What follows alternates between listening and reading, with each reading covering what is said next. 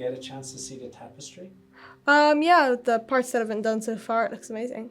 It was the fact that the border around the edge is a DNA sequence. That is the part that I noticed. I was like, oh, it's a DNA sequence, and it's the sequence of mitochondrial DNA, which is matrilineal, passed on to the mother. So I thought that was really cool when they told me that.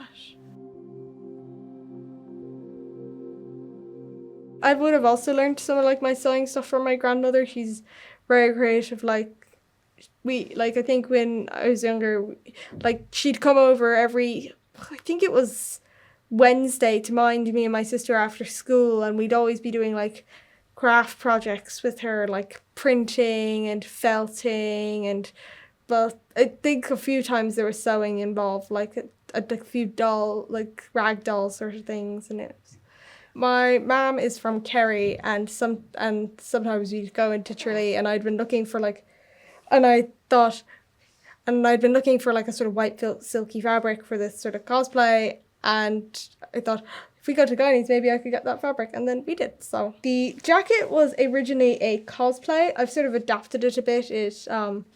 To remove the parts that are like inherent to that character, just so I could like wear it a bit more randomly. I can't remember exactly why I made the corset, but I did. I quite like the corset. Sort of like the shape and the silkiness of it, although it's a bit lumpy because I use cable ties for boning. And What's boning? It's so in the inside of the corset there, to keep it sort of like a rigid, it has like little bones in it, like in like Victorian times or like before that it would be like whalebone, but nowadays it's usually plastic, sort of like a flattened metal spring. Yeah, those are the main. It would either usually be like plastic or a flattened metal spring part.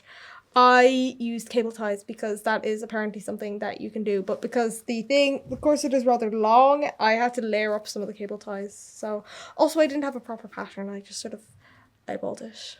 I went on YouTube. I saw a very like specific, measured way of doing the pattern, where she was like taking all of the measurements and using a French curve and putting it on the paper, and it looked wonderful. And I was like, I don't have measurements, a French curve, or patience. So I just sort of drew around a vest. And that's why it's a bit long, so it sort of goes over my hips a bit and then it curls up. So that's a little bit annoying, but